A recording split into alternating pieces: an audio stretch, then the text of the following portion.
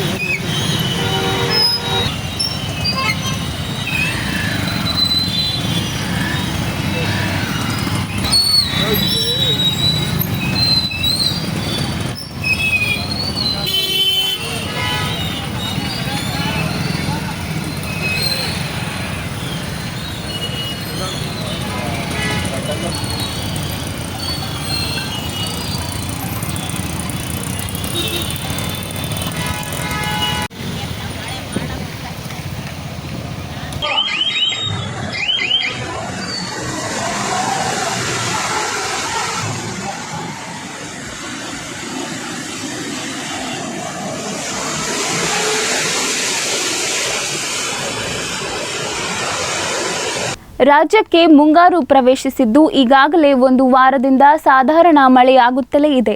ಅಂತೆಯೇ ಇಂದು ಮಧ್ಯಾಹ್ನ ಬಳ್ಳಾರಿ ನಗರದಲ್ಲಿ ಗುಡುಗು ಸಿಡಿಲು ಸೇರಿದಂತೆ ಭಾರೀ ಮಳೆ ಬಂದಿದ್ದು ಕೆಲ ಕಾಲ ರಸ್ತೆಗಳಲ್ಲಿ ಜನಸಂಚಾರವೇ ಇಲ್ಲದೆ ಖಾಲಿಯಾಗಿದ್ದರೆ ರಸ್ತೆಗಳಲ್ಲಿನ ತಗ್ಗು ಗುಂಡಿಗಳು ನೀರಿನಿಂದ ಜಲಾವೃತಗೊಂಡಿದ್ದವು. ಅದರ ಜೊತೆಗೆ ನಗರದಲ್ಲಿನ ರೈಲ್ವೆ ಕೆಳಸೇತುವೆಗಳು ಮಳೆ ನೀರಿನಿಂದ ಆವೃತವಾಗಿದ್ದು ರಸ್ತೆ ಸಂಚಾರಕ್ಕೆ ತೊಡಕು ಉಂಟಾಗಿತ್ತು.